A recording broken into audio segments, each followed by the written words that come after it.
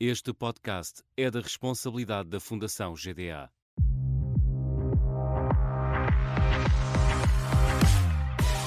O que sabem os artistas e o setor cultural sobre fundos europeus? Quais os truques e as dicas que podemos partilhar para alcançar o tão desejado financiamento? Isto não é mais um podcast. São conversas inspiradoras sobre financiamentos europeus com o objetivo de quebrar mitos e passar à ação. O meu nome é Francisco Cipriano e sou o vosso anfitrião. Olá, bem-vindos mais uma vez aqui ao nosso espaço de conversas. Isto não é mais um podcast. Hoje tenho comigo a Marta Silva, da cooperativa Largo Residências, que nos vai falar de um projeto muito interessante no âmbito do programa Erasmus+, que se chama COP-TER, Cooperação Territorial e Social, no âmbito justamente do programa Erasmus. Muito bem-vinda, muito obrigado. Olá, muito bom dia, obrigada pelo convite. Eu talvez começasse justamente pelo projeto, não é? Que nos digas um pouco do que é que se trata, que tipo de projeto é que tipo de parceiros é que têm. Então, o COP-TER, como já referiste, é um projeto no âmbito do Erasmus+, que foi uma oportunidade de colaborar com um conjunto de parceiros a nível europeu e que pretende, acima de tudo, partilhar as melhores práticas possíveis e partilhá-las entre parceiros sobre a questão da cooperação territorial no âmbito da cultura e de economia social e solidária, que são dois eixos que estão intimamente ligados à missão da Largo Residências, da nossa cooperativa, que não é só a área cultural, mas desde a sua gênese foi pensada para ser uma estrutura e por isso é uma cooperativa que desenvolve uma atividade dentro da economia social e solidária bastante diversa, entre vários setores. E, portanto, nós ao longo dos anos, ainda que tínhamos tido um âmbito muito territorial e localizado na zona onde estamos inseridos, que é, no fundo, o eixo Almirante Reis, primeiramente mais na zona do Intendente e agora do outro lado da Avenida Almirante Reis, na zona da Pena, nós, de alguma forma, pudemos sempre, desde o início, ir vendo algumas experiências fora de Portugal, e muitas semelhanças e preocupações naquilo que é o ponto central, que é o desenvolvimento integral das cidades e a colaboração que tem que existir entre agentes locais para o desenvolvimento de políticas públicas de proximidade, de desenvolvimento local, obviamente com um território comum, que era dessas várias organizações, era que todas elas tinham a cultura como área prioritária ou fundamental nos seus trabalhos. E de facto ao longo dos anos fomos contactando alguns parceiros e nós chegamos a esta rede, nunca tínhamos trabalhado com nenhum deles, eu tinha participado, o projeto foi coordenado pela UFISC de França, que é uma federação dentro da área da cultura, que eu acho que é uma coisa muito interessante e que nós nem temos cá. No fundo é uma federação de várias redes da área da cultura em França, ou seja, é a rede das redes. Nós aqui, felizmente, já temos várias redes dentro da área da cultura, só não temos, a título ainda privado, uma única organização que consiga ser uma espécie de chapéu de chuva e que trabalhe na área da capacitação, do policy making, no fundo das recomendações e da partilha de conhecimentos e oportunidades entre parceiros das redes, mas também das recomendações e da ligação muito concreta que fazem com o governo, com o município, dos vários agentes e, portanto, é uma organização bastante interessante e que faz um evento bianual que se chama PopMind, que é uma espécie de festival só de conhecimento, não só para membros desta federação, portanto são dezenas e dezenas de organizações de toda a França, mas também aberto a outros interessados. Tem este festival do qual eu fui convidada para ir em 2019 como oradora. Mas como é que eu chego lá? Até foi pela mão do nosso governo, que foi bastante interessante. Nós muito cedo, nós começamos este projeto, esta cooperativa em 2011, no Intendente, e já em 2013 tivemos a sorte de, pela mão do perito que representava Portugal nos grupos de trabalho da Comissão Europeia para a Cultura, tivemos a sorte de ser sinalizados como um projeto de boas práticas nessa altura em dois âmbitos, no âmbito das residências artísticas e no âmbito das parcerias criativas. Isto nas residências artísticas pela componente que tinham muito concreta da ligação à inclusão social e obviamente local, e das parcerias criativas pelo lado que tínhamos da cultura não ser apenas uma cooperativa cultural, mas uma cooperativa cultural que tem negócios sociais dentro de outras áreas, como era o alojamento, a restauração e etc., para, portanto, associar-se a outras áreas para dar mais força e sustentabilidade ao nosso trabalho. E daí estas parcerias que não são muito comuns em projetos culturais. E, portanto, tivemos a sorte de participar logo em 2013, enquanto exemplo, case study, nas recomendações que foram feitas entre 2011 e 2014, de uma espécie de caderno de recomendações da Comissão Europeia para a Cultura. Depois, mais tarde, havia um novo grupo de trabalho do governo português, já com o GEPAC criado, porque na altura anterior ainda não existia esse organismo. Entretanto foi criado o GEPAC, que é o Gabinete, agora tenho medo de dizer mal, Gabinete para a Estratégia Políticas e Avaliação da Cultura, exatamente. Doutor Fernando Heitor, não é? Sim, exatamente. E portanto, fomos por mais que uma vez abordados e visitados pelo GEPAC, para vir, de alguma forma, conhecer de perto o nosso trabalho e trazer vários grupos onde o nosso governo, mais uma vez, participava na Comissão Europeia a nível da cultura, com os seus pares, com os vários países membros e com os experts e os peritos e os representantes das políticas públicas desses vários países. E recebemos na nossa casa vários representantes, através do GEPAC, e, portanto, essa tal Federação Francesa conheceu-nos numa visita a Lisboa e numa visita que fez a Largo Residências. E, portanto, isto talvez em 2017, 2018. E, portanto, dessa visita cá conheceram o nosso trabalho e, portanto, quando organizaram esta tal edição do Pop Mind, deste festival que pretende, acima de tudo, que é um festival de conhecimento, de debates, de conversas, tem também um ciclo de podcasts através de uma rádio evento que é muito interessante, que acontece durante o festival.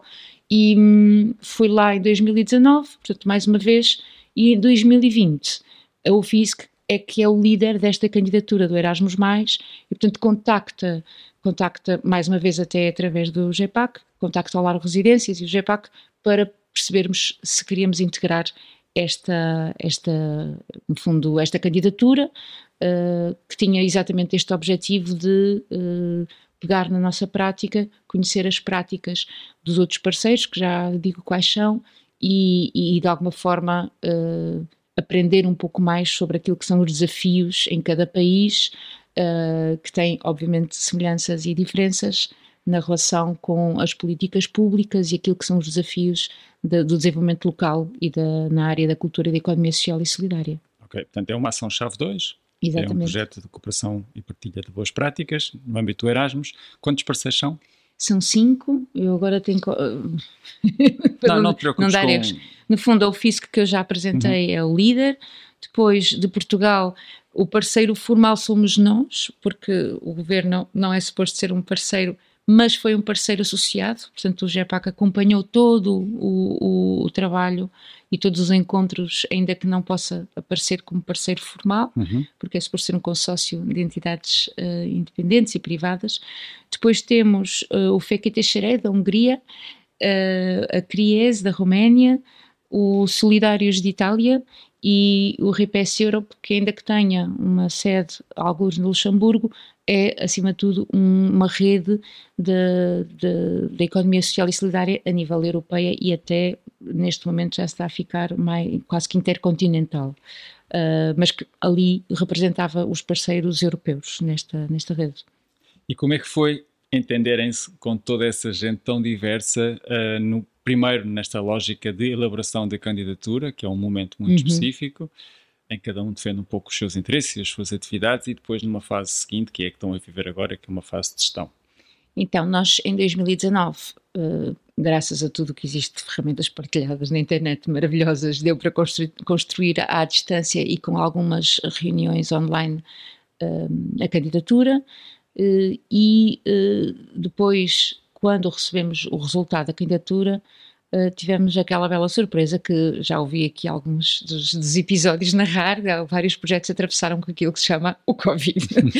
E, portanto, estes projetos são, acima de tudo, para partilha destas práticas deste programa do Erasmus, vivem de encontros, não é? Formações, os chamados trainings e os meetings, que são os dois, os treinos e as reuniões.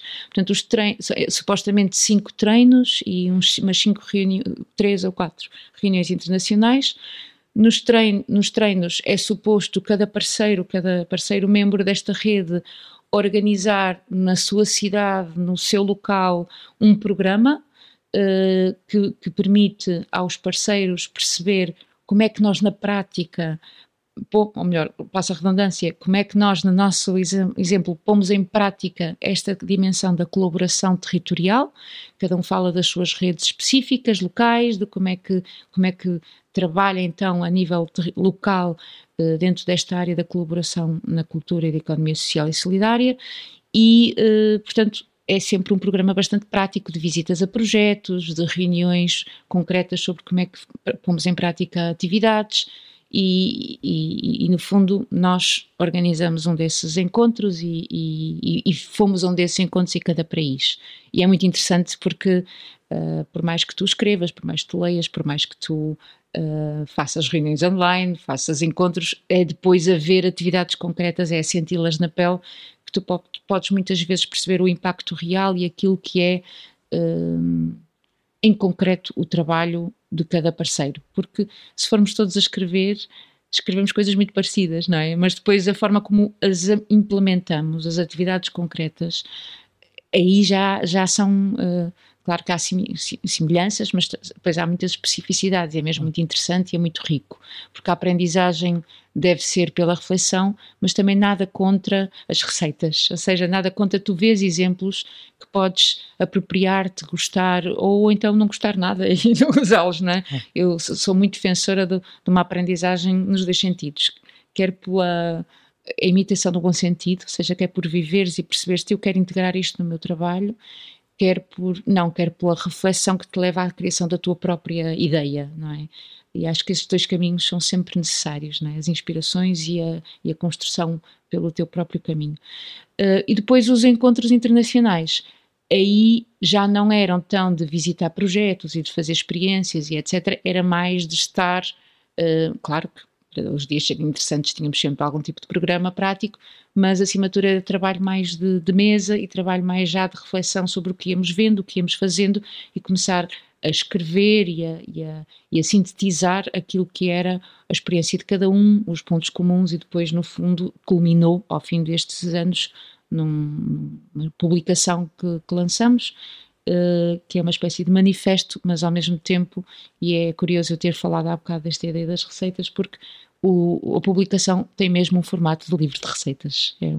Tem 5 receitas, que é a receita de cada país, de como pôr em prática, de como cozinhar e pôr em prática e servir uma experiência de colaboração territorial.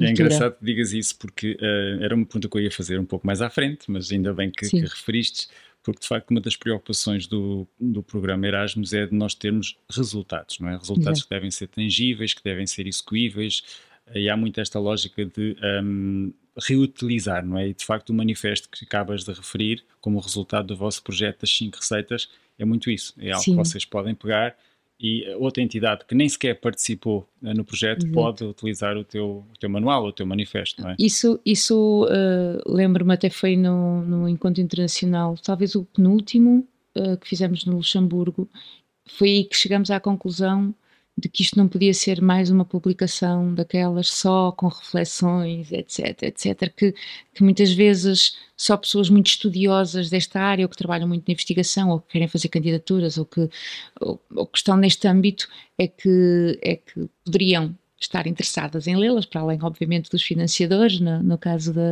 da agência de Erasmus, mas sempre com esta preocupação de que os agentes dos territórios muitas vezes precisam de coisas mais estimulantes e mais práticas e mais sucintas e mais exemplos sobre projetos, como é que eles se implementam na prática.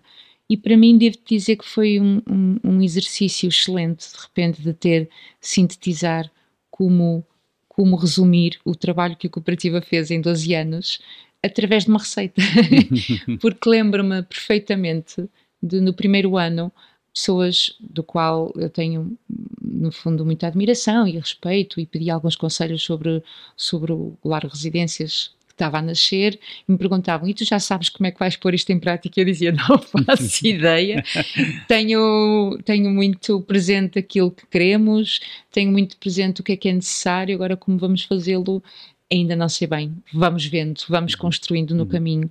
E de facto seria impensável, há muitos projetos que começam no papel e depois se sintetizam, nós foi um bocadinho ao contrário, nós fomos fazendo e fomos organizando e depois fomos escrevendo, e agora de facto, ao fim de todos estes anos e esta experiência, acaba por ser fácil resumir, sintetizar e perceber o que é um instrumento, o que é uma ferramenta, o que é um ingrediente, o que é um processo, o que é uma recomendação, como é que deve servir. Portanto, são tudo analogias muito interessantes sobre o modo de preparação, como é que tu usas as ferramentas, não é? E os tal skills que tens que ter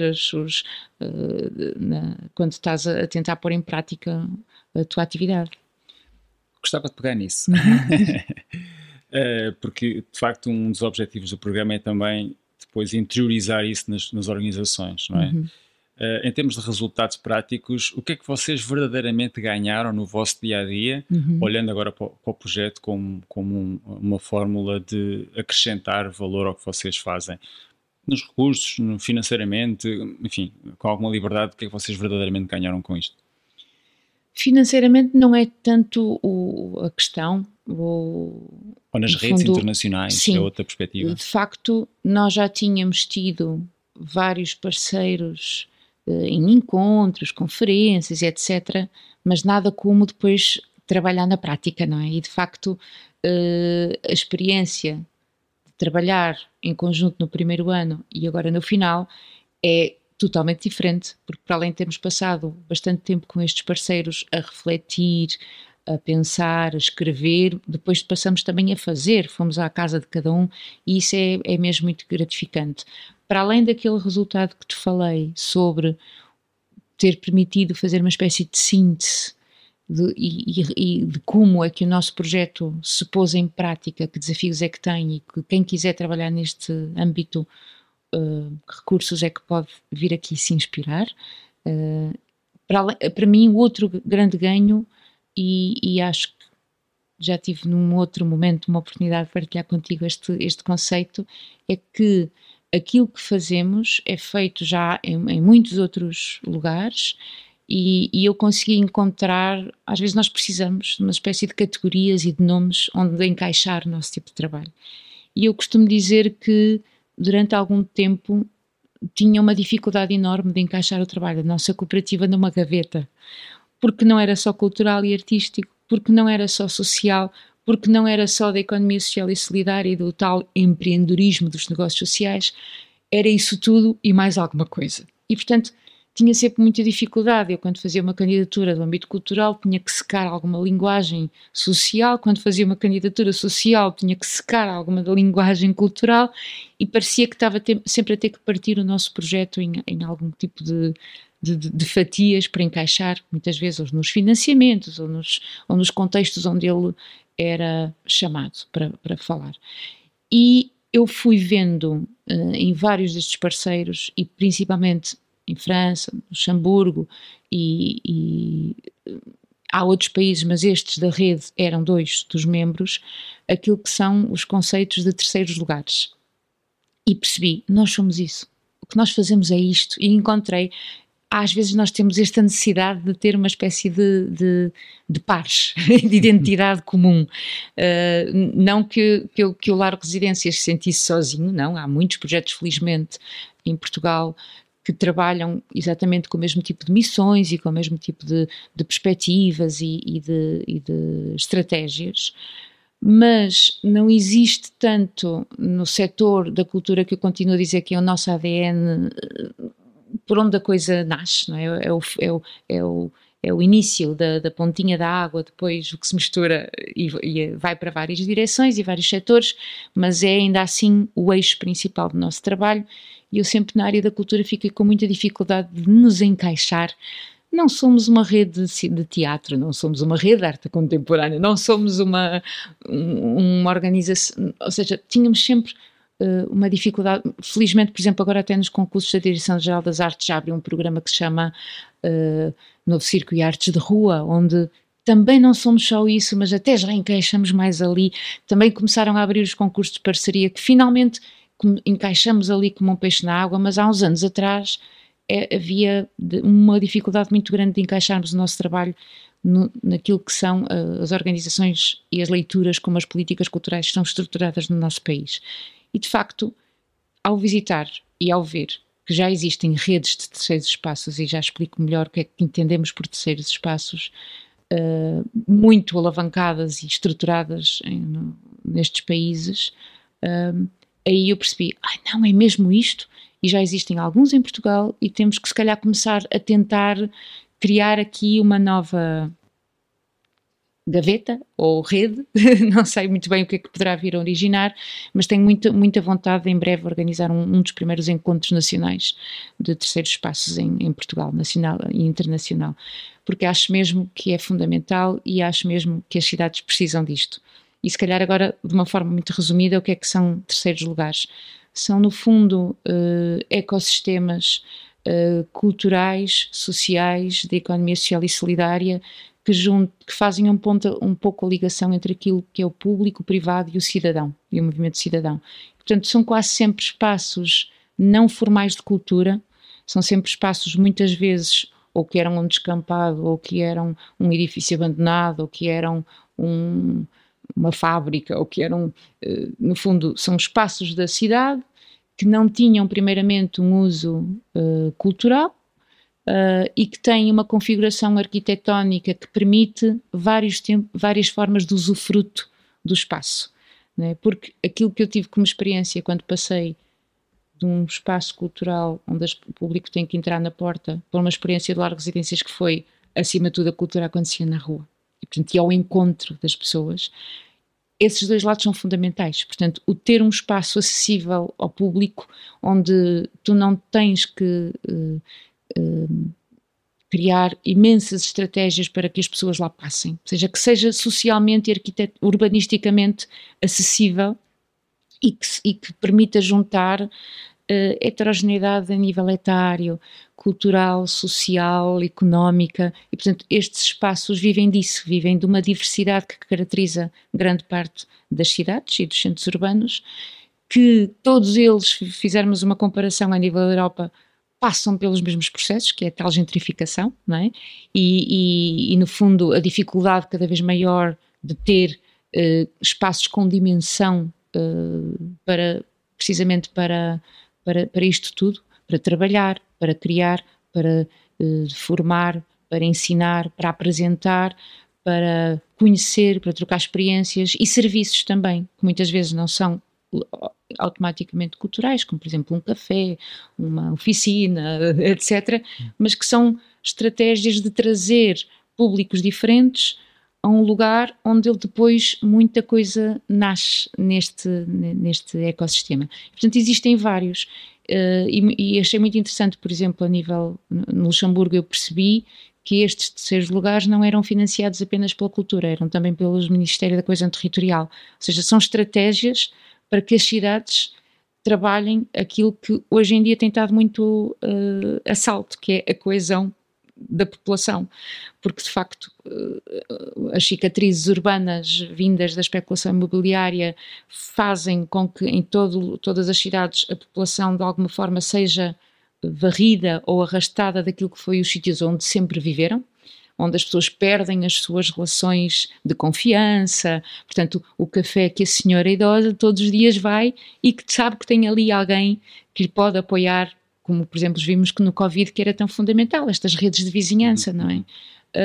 E de facto estes espaços onde a cultura existe, mas não é só a cultura, são espaços onde as pessoas naturalmente coabitam, convivem e criam algo que é não só a soma das partes, não é só juntar várias organizações, é aquilo que depois a junção destas organizações pode gera. E destes vizinhos e destes serviços, não é? Quando preparámos este podcast, em particular quando eu falei contigo pela primeira vez e fiquei muito atraído pelo projeto, o que me atraiu foi esta dimensão que vai além da questão cultural e que faz esta relação tão forte com o território. E também fiquei muito atraído porque esta nova geração de projetos traz consigo temas transversais muito sérios, como são claramente a sustentabilidade, a igualdade, a inclusão, a componente social. E o vosso projeto é por si só, sem nenhum tipo de esforço, um projeto de coesão social e de coesão territorial. Há outra dimensão, a ambiental. Como é que no vosso caso resolveram esta questão e trataram a componente da sustentabilidade? Sim, ou seja, nós desde o primeiro dia, e isso até está um pouco na missão da cooperativa espelhado, tínhamos como fundamental a preocupação da sustentabilidade social e económica da cooperativa.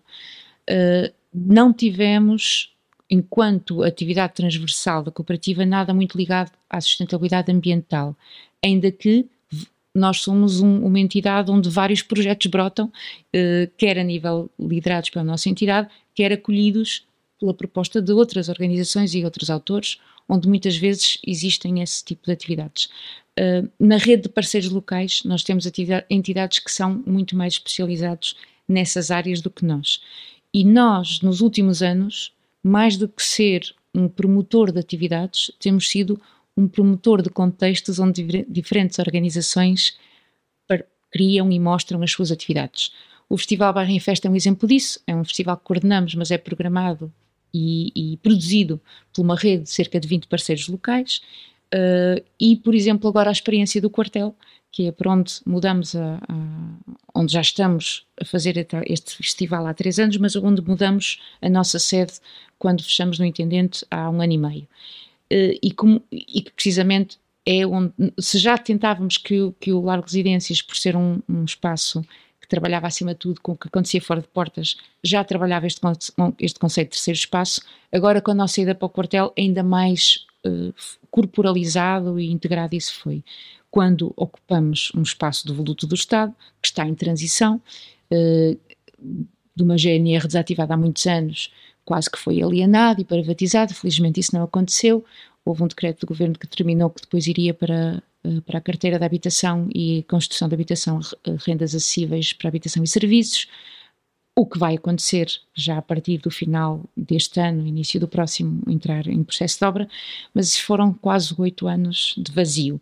E nós o que propusemos, precisamente porque aquela falta de espaço, nós próprios fomos, não digo despejados, mas praticamente, não é? Quando todos os contratos de arrendamento com os projetos socioculturais da zona sem fins lucrativos encerram porque aquilo que era um bairro que há 10, 12 anos era um lixo e era dos sítios mais, não nos meus olhos, mas em termos de imobiliários, dos sítios mais baratos para arrendar qualquer coisa, passou para luxo e dos sítios hoje em dia na cidade mais caros para alugar seja o que for. Portanto, esta dimensão da crise que hoje em dia está muito felizmente nas agendas políticas e estamos a ver o quanto o pacote mais habitação está a ser discutido. Eu costumo dizer já há uns anos, não é só o pacote mais habitação, é o pacote de arrendamento acessível para viver e para trabalhar. E portanto não existem hoje em dia espaços com capacidade de qualquer organização sem fins lucrativos alugar para trabalhar. Não existem. E portanto este movimento de, ainda que transitório, portanto frágil, não é uma solução sustentável para o nosso projeto, mas foi um movimento de exercício de cidadania para mostrarmos ao poder político e a todos nós e a todas as entidades que o espaço na malha urbana continua a ser necessário para esta atividade e ocupamos, ainda que transitoriamente, para mostrar como é que se pode continuar a construir cidade. E a construção de cidade não pode ser só o apartamento, o restaurante, o hotel, o serviço, a escola, o centro de saúde. Portanto, a economia social e solidária, as atividades sem fins lucrativos, tanto a nível cultural, indústrias criativas, artísticas, social, etc., são todo um mundo que permite tudo isto, permite todos os serviços que eu acabei de dizer, com uma outra perspectiva que se chama o bem comum. Não é? Não é a minha casa que me importa e o lucro que a minha casa me importa, mas é o que é que todas estas casas, todos estes projetos, todos estes serviços geram de bom para o território e para a população onde vivemos. E essa é completamente a mudança da perspectiva de uma economia capitalista para uma economia social e solidária, não é?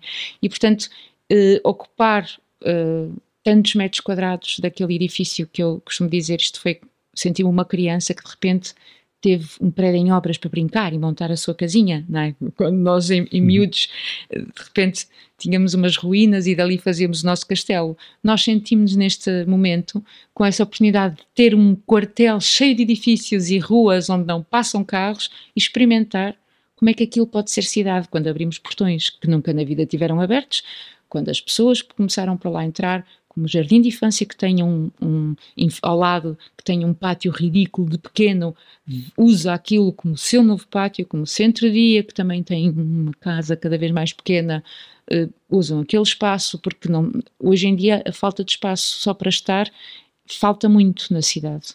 Os sítios para sentar é uma esplanada onde pagas e pagas bem. E há cada vez menos locais de encontro, de fruição. Por exemplo, naquele eixo existiam imensas coletividades regionais, que foram também muito casas comunitárias, onde qualquer movimento de cidadão se juntava para fazer uma reunião, para preparar uma manifestação, para fazer uma formação e uma Assembleia Geral de uma entidade que às vezes não tem sede.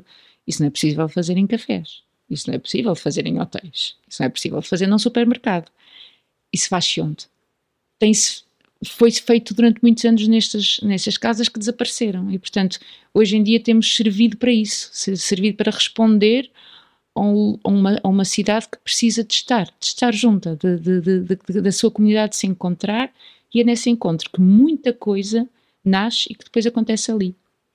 É engraçado tu estás a dizer isso porque agora aqui um pequeno parênteses, eu sou geógrafo. E portanto isto tudo na minha cabeça faz imenso sentido, independentemente dos fundos europeus. Sim. Portanto, isto na minha cabeça, o que tu estás a dizer faz imenso sentido na construção da cidade e na construção de espaços comuns. É interessante estar a ouvir-te. Olha, e faço imensos parênteses também, não é? Não faz mal. Pensando na vossa instituição e pensando como é que articulam esta questão do financiamento europeu e não só. Falámos já daqui de alguns instrumentos que são um bocadinho além do europeu. Como é que é? Tem rotinas de trabalho? Tem alguém que está sempre atento em relação ao financiamento? Tem uma pequena equipa? Como é que vocês organizam esta questão do financiamento? Olha, infelizmente ainda não consegui ter condições para ter uma equipa ou alguém que tenha isto como matéria principal do seu trabalho. Até agora, maioritariamente as candidaturas têm sido feitas por mim, porque de alguma forma, ainda que eu tenha muito tempo na direção geral de toda a cooperativa, ainda assim, como já tenho comparativamente há 12 anos uma equipa bastante grande, sou a pessoa que consegue estar a trabalhar sempre um bocadinho mais no futuro. E portanto é quem consegue estar um bocadinho mais a abrir as portas e os caminhos e as condições para que depois toda a equipa implemente e pense como implementar os projetos, que ainda assim consegue ter na sua to-do list. E no fundo, como a equipa também era muito pequenininha e no início fui eu que fiz as primeiras candidaturas todas, continua a ser. Felizmente já tenho algumas pessoas da equipa, uma delas com mais experiência também em candidaturas, que me ajuda bastante, e de alguma forma todos os elementos da equipa e todos os cooperadores que não são trabalhadores, mas que estão ligados à cooperativa e acompanham o seu desenvolvimento estratégico, sempre que sabem de uma, mandam o link, partilham no nosso grupo e lá vai a Marta.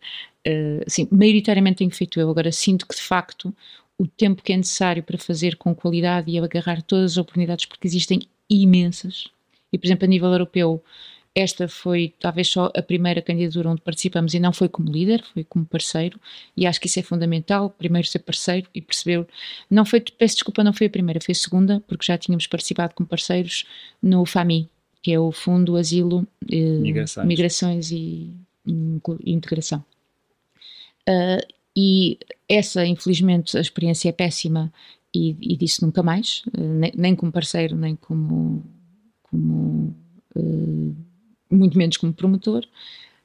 A do Erasmus mais não. Eu tinha, por causa desta primeira onde participamos, um receio enorme e pensar, bem, não sei se alguma vez mais me meto enquanto não tiver uma equipa mais alargada, quer a nível de gestão não só de fazer a candidatura, mas depois de gestão de projeto e de parte administrativa, porque nesta primeira experiência que eu tive com o FAMI, a imputação de recursos humanos que fizemos à candidatura foi muito reduzida, e quando eu percebi o trabalho administrativo que aquilo exigia, o cada fatura, o cada assinatura, o cada carimbo, as tabelas, os cálculos, era tão exigente que não é que eu não tivesse, eu e a pessoa que faz a parte mais administrativa da nossa cooperativa, que felizmente temos ali ao fim de 3, 4 anos da cooperativa existir, fizemos um investimento muito grande na área da gestão e administração e portanto tenho ali um braço direito meu só a tratar da burocracia da cooperativa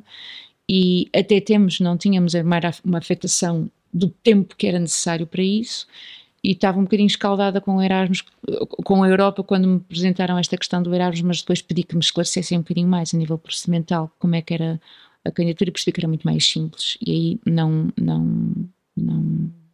hesitei.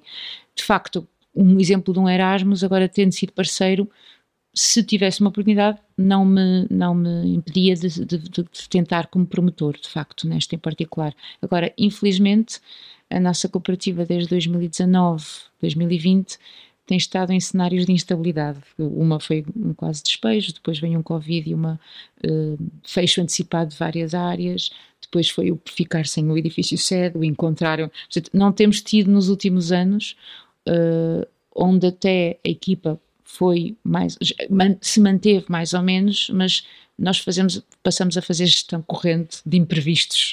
Precisavam de uma certa estabilidade. Precisávamos agora de alguma estabilidade, que ainda não temos agora, mas que conto, espero eu, daqui por um ano ter um pouco mais, para realmente investirem um pouco mais na parte de financiamento, que é mesmo muito necessário. Eu ia te perguntar se o facto de terem estado neste consórcio já está a abrir portas à participação noutras iniciativas, porque eu sinto muito que o mal é começar, não é? Quando se começa, de repente somos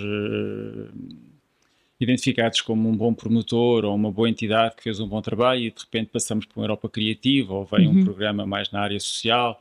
Já tem um pouco esse feedback? Ainda não surgiu nenhum convite específico para integrar nenhuma outra candidatura, ainda que este próprio consórcio ficou com vontade de fazer uma espécie de segunda experiência, talvez, não sei se exatamente no âmbito, à partida não será este programa do Erasmus, mas um outro programa mais aprofundado do próprio Erasmus ou de um outro financiamento.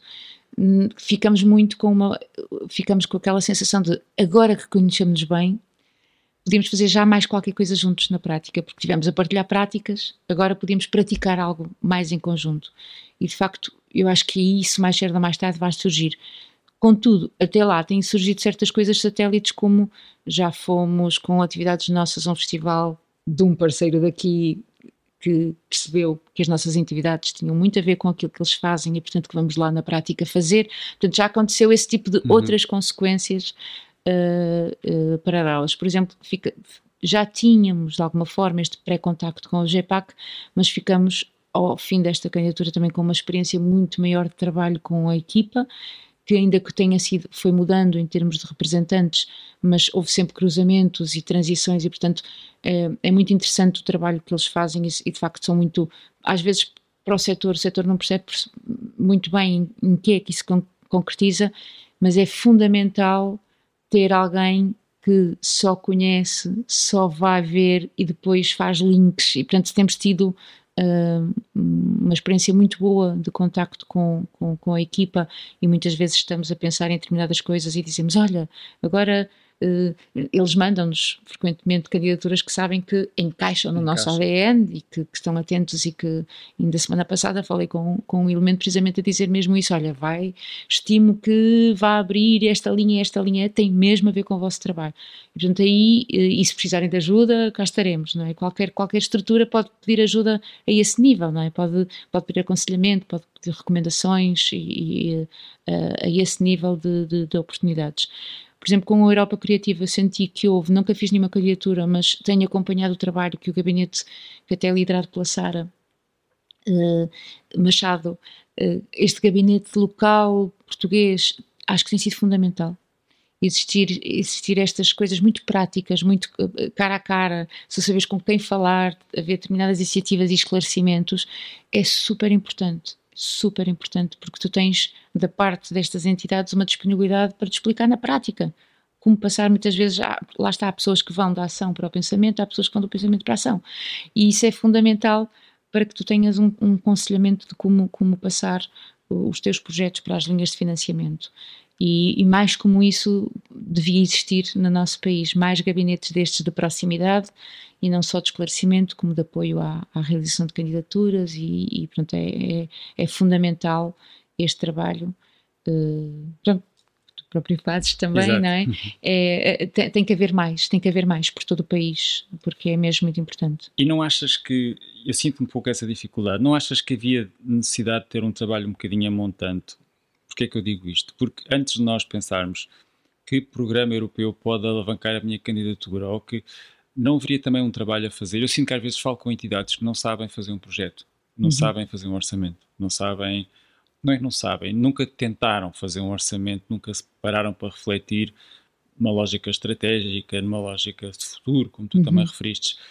Não sentes isso? Sinto muito. Sinto que eu vejo pelo meu caso, eu fui aprendendo a fazer, não é? Eu não sabia, não era expert de fazer candidaturas, agora já sei, olho para as candidaturas e percebo a organização e percebo, ok, nesta candidatura eu tenho de começar pelos objetivos e depois vou concretizando, ou há outras que é ao contrário, que é, eu primeiro penso logo muito bem nas atividades, das atividades começo a construir o orçamento, depois vejo para que objetivos específicos concorrem, para que objetivo geral concorre, mas em todas elas eu tenho que ter logo à partida algo muito claro, que é porque é que eu vou fazer isto, não é? Ou que muitas candidaturas chamam do diagnóstico. É tão bom a dizer isso, porque eu passo a vida a dizer isso. O tal diagnóstico que é mais aplicado. A razão é pelo qual fazemos Sim, as coisas. Isto nas candidaturas sociais é mais óbvio, nas candidaturas culturais e artísticas não é tão óbvio, mas eu não consigo fazer nenhuma candidatura sem ter muito claro na minha cabeça porquê, não é? Disseste uma coisa incrível agora, que é pensarmos que uma candidatura cultural ou criativa é diferente das outras. Sim. É que não é. Pois não, não é mesmo. Claro que nos parâmetros de avaliação e etc, e a forma como as coisas estão estruturadas parecem diferentes, mas não é. Nós temos em todas, e aquelas pessoas que já tiveram experiência, eu felizmente tive, até foi com a Gulbenkian, com a primeira edição do programa Partis, que eu fiz o meu primeiro pitch e que tive a sorte de ter uma entidade externa a ajudar-nos a preparar, que foi a Logframe, com o Paulo Teixeira e a sua equipa, ajudar-nos a preparar um bom pitch e a dizer, muito resumidamente, em 3 minutos ou numa página A4, porque é que vamos fazer isto, para quem vamos fazer isto, como é que vamos fazer isto, o que é que esperamos no final e como é que vamos continuar a fazer isto. No fundo são 4 ou 5 perguntas-chave que qualquer projeto, seja ele de que área for, nem que seja do turismo, da gastronomia, ou seja, qualquer área, eu acho que todas as pessoas têm que responder estas perguntas e de facto às vezes há muito pouco esse tipo de pensamento e eu de alguns anos ainda me lembro de estar a trabalhar no contexto exclusivamente mais artístico, onde eu implicava sempre com as sinopses dos espetáculos, ou assim, eu não percebi nada. Isso é parte poética. Agora, para além da sinopse poética e do que te vai no coração e na alma e nas entranhas, agora faz uma pequena descrição mais com palavras que a minha vizinha entenda e que seja apelada, no fundo, sim, para ela vir a este evento. E nós muitas vezes esquecemos que tudo o que fazemos tem que fazer sentido para nós, mas não pode fazer só sentido para nós, porque senão então não fazemos algo que seja, não é, para apresentar para terceiros e muito menos para pedir financiamento. Pois, exatamente isso, muito menos para pedir financiamento, porque nós às vezes esquecemos que a razão pela qual nos estão a dar o financiamento é porque estamos a ser um agente de serviço público. Estamos a ser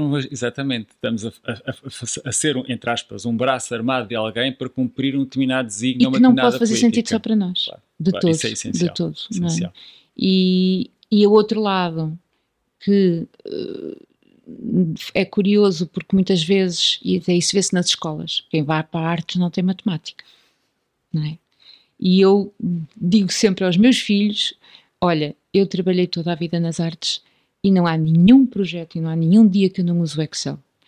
Toda a matemática é necessária para o meu trabalho no dia-a-dia, a matemática, a gestão, e eu sinto que de alguma forma a nível global de cidadania já deviam existir no 12º algumas disciplinas obrigatórias que são noções fiscais, noções jurídicas. Portanto, eu vejo jovens já a serem licenciados que não fazem a mínima ideia de direito laboral, não sabem a diferença do que é que podem exigir ou não em termos de direitos de trabalho, o que é um recibo verde, o que é isto, o que é aquilo.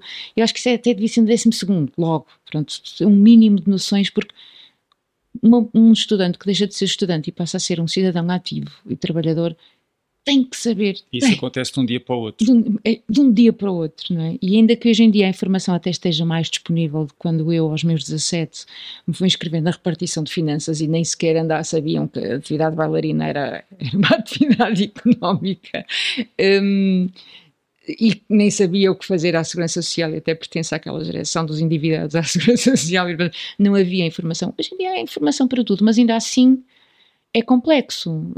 Não, tu tens que te saber, tens que ter da tua forma, do teu lado sempre armas para não depender só dos outros, da informação dos outros, para conseguires trabalhar com segurança na tua vida, seja em que campo for.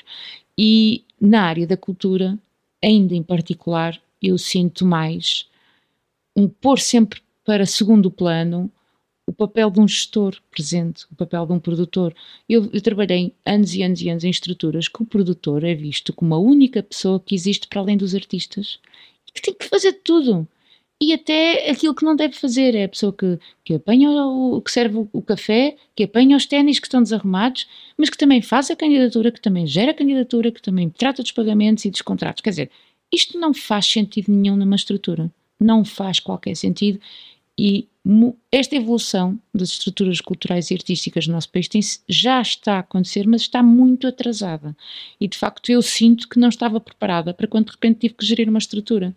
E fui gerindo com trambolhões. E, felizmente, fui gerindo porque é uma estrutura desde o início. Porque não foi a Marta sozinha ou a Marta com um amigo que vinha atrás. Foi um conjunto de pessoas, diferentes know-hows, diferentes experiências, que cada um partilhou aquilo que sabia e que fomos aprendendo uns com os outros com o passar dos anos e com muitos trambolhões também. Mas, de facto, a área da gestão, o como fazer um orçamento, o que é uma rúbrica de despesa, todo esse tipo de know-how, ele é essencial. É essencial em qualquer pessoa que tenha uma entidade e depois pretende fazer uma candidatura muito mais. O que é que achas que podíamos fazer para melhorar, pese embora todos os esforços que já estamos a fazer do lado da Europa Criativa, do Erasmus, meu, da Fundação GDA e destas entidades todas? A existência, por exemplo, é um setor que não é muito unido e nós já temos visto, né? Existem várias redes, mas elas nunca conseguem falar numa só voz e em vários momentos, não é? Quando foi agora para o Estatuto, assim, houve esforços agora da União, mas ainda é difícil haver existir uma voz comum, mas ainda assim eu acho que tanto a nível público que poderia ser criado, não sei através de que órgão, mas como a nível individual também tem que surgir essa vontade do próprio setor de existirem estruturas que não estão pensadas nos projetos, nem nas ideias, nem na ação, estão preocupadas e que trabalham só no âmbito da capacitação, da formação, da parte jurídica, da parte fiscal e etc. Por exemplo, já começam a existir, houve todo um paradigma de eu quero fazer os meus projetos, então vou montar uma associação. E aquele também quer fazer os projetos, ele vai montar a sua associação, não é? E se formos recuar no tempo, o que é uma associação? É um grupo de pessoas que têm uma missão em comum.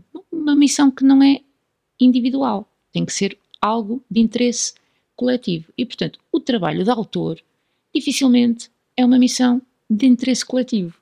E, portanto, nasceram como cogumelos entidades e associações, porque também era necessário para fazer determinadas candidaturas, mas foi ficando para trás a cooperação, a colaboração de várias pessoas e de vários trabalhadores para conseguir trabalhar, a aprendizagem, o know-how nas várias áreas. Portanto, existiam muitas estruturas, mas muitas estruturas não capacitadas e não com os recursos necessários para a sua vida sustentável, não é? E para existir entre financiamentos e etc. Felizmente, nos últimos anos, vê-se cada vez nascer mais associações e cooperativas que já não é a associação para a atividade, é a associação para gerir a atividade de vários trabalhadores, não é? E que partilham recursos fiscais, e que partilham recursos jurídicos, e que partilham espaço, e que partilham pronto, porque é muito difícil cada entidade ter um advogado pago, ter um contabilista pago, e etc, etc. E ter as pessoas que percebem que isso é necessário, portanto, isso tem que existir mais, as pessoas têm que se agrupar mais para partilhar recursos e não só as ideias, não é? E de facto acho que tem que concorrer para aí, mas também aí não é compatível com a estrutura dos maiores financiamentos nas áreas artísticas, porque uma entidade depois não pode ter mais do que um apoio. E, portanto, há aqui qualquer mudança que se tem que fazer, ou melhor, há aqui algumas necessidades de investir na capacitação e na formação dos agentes culturais, na gestão das suas estruturas, mas também que repensar de faz sentido existir tantas estruturas? Elas tornam-se automaticamente concorrentes umas das outras? Como é que elas, sendo automaticamente concorrentes umas das outras, podem partilhar recursos? Isto é uma reorganização que eu acho que o setor ainda precisa, que eu não tenho a chave, não tenho a solução, mas que eu acho que é um caminho que tem mesmo que começar a ser construído. Há bocado falei isso na questão do espaço, por exemplo. Claro que, neste momento, há 50 organizações que conseguem suportar ter um espaço permanente ali no quartel.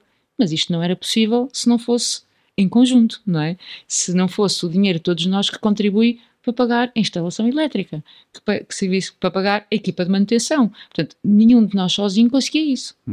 Mas todos nós juntos conseguimos sustentar recursos que nos permitem a todos nós ter algo que sozinhos nunca conseguiríamos ter. E, portanto, claro que depois existe o outro lado da beleza, que é as atividades contaminam-se entre si, mas os recursos são também essenciais, porque sem isso não há atividade. É muito interessante o que estás a dizer. E útil, de facto, é esta entreajuda que já se vê noutros setores do empreendedorismo. Se calhar também podíamos pensar neles, na cultura. Olha, estamos a terminar. Eu queria te fazer mais 2 perguntas. A primeira era, com base nesta experiência Erasmus, mas também noutro tipo de experiências que tens, que conselhos davas a uma entidade que está agora a dar os primeiros passos no financiamento europeu? Bem, tentar falar com algumas estruturas que já experimentaram esse financiamento. Eu agora há pouco falei de um que eu disse nunca mais na vida, e eu, se tivesse investigado melhor o que era na prática, não só o que é que permite fazer, como depois a nível jurídico e fiscal e de obrigações exige, não é? Porque perceber bem, muitas vezes os financiamentos não têm todos o mesmo grau de coparticipação e de cofinanciamento, ou até muitos funcionam por reembolso, é perceber se a entidade tem essa capacidade de adiantamento ou não, e acima de tudo tentar encontrar pessoas que já têm alguma experiência na execução para abrir os primeiros caminhos.